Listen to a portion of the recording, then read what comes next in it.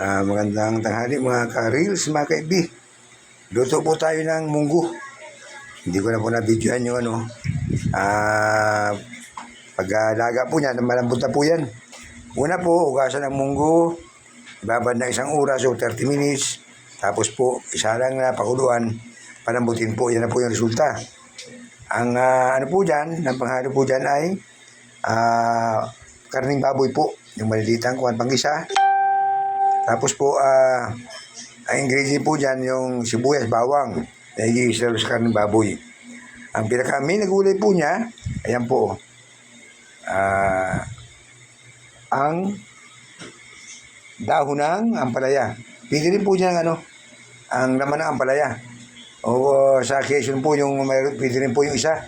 Yung apalya, yung maliit ang pero mapait nga lang yun. Pero po yan, green leafy vegetable. O siya po siya. Yan po. Ito naman po, ito yung ihalo po natin. Gigisahin po natin yung karning baboy. Yan po, yung mantika. Yan natin. Tapos ay buksan po ang kalan. Yan. Tapos po ay ano po yan? Papapura-purahin po natin yan. Yan, kung ano yan. Oh. So, ayun na po, medyo brownish na po yung yung bawang at saka yung sibuyas. Sabay na rin po natin itong asin. Kunti lang muna para timplado na bayan sa kulisa. Tapos na po yung pinagkano niya. Pangsahog sa munggo.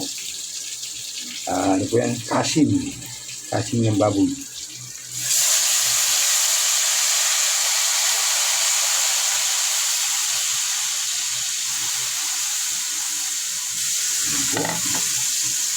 Tapos po ay haluin para yung lasa ng bawang, sibuyas, asin po sa kanya. Kailangan po yung baboy ilagay sa munggo, kailangan doon na po yung baboy saka po siya, nasangkot siya na. At ang gagawin po natin dyan ay talagyan po natin ang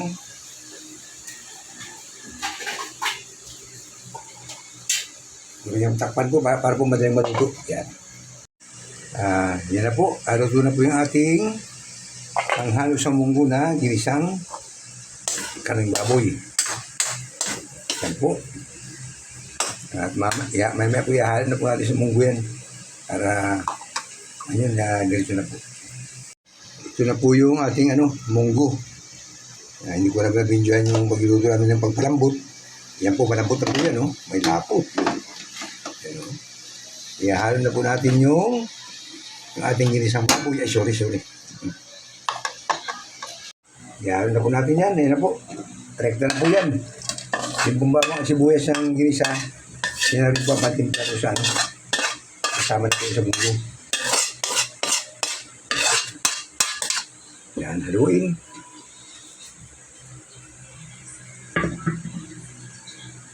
Haluin po para po makakuha yung ginisang malapot karning baboy sa munggo. Tapos isabay na rin po natin kasi luto naman lang po yung munggo para isahan lang po.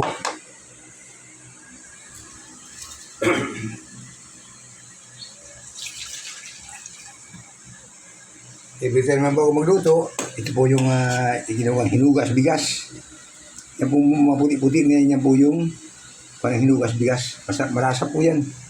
Yan po masabaw natin. Yan po. Tapos po ay muling haluin. Yan. Paggulo po niyan, luto naman po lahat yan. Talagay natin yung talbos ng ampalaya o dahon ng ampalaya. Takpan po muli. Ito na po yung resulta ng ating munggo. Lagyan po natin ng pampalasa rin. Ito po palibaso baboy ang halo. Lagyan natin ng 4 cube. Pampalasa rin po yan. Yan. Tapos po, mamaya po natin yan. Kaya natin matunaw yung 4 cube. Pag bukas mo natin, lagyan natin yung gulay. Ayun na po. Luto na po lahat yan, pati baboy at saka yung munggo. Ilagay po natin itong dahon ng ampalaya. Dito naman po itong dahon ng ampalaya. Kapiranggot din po, 20 pesos ang po yan. Parang limang ano lang yan. Amblay ng ampalaya. Sadyang napakamahal mo talaga dito ng gulay. Sa atin po sa Quezon, sa amin sa Quezon. Kahit po sa ano yung apalya, alam niyo apalya, yung ligaw na ampalaya. Pwede po pang ano yan. Panghalo dyan sa munggo. Pwede rin po dyan ang laman ng ampalaya. Pero mas masarap po yung dahon. Yan po. Pwede rin po dito ang dahon ng alugbati. Ngayon po, titikman na po natin kung sakto na ba yung timplada. Wait, may kulang ba? Kunti asin. Para kuwan siya. Ngayon, kung gusto po niyo lagyan ng Ajinomoto, ako po hindi na kasi may purkim na po eh. Sobrahan yung mga ingredients. Sakto na ba, luto na po yan kasi yung dahon ng palaya, napakadali po lutuin yan.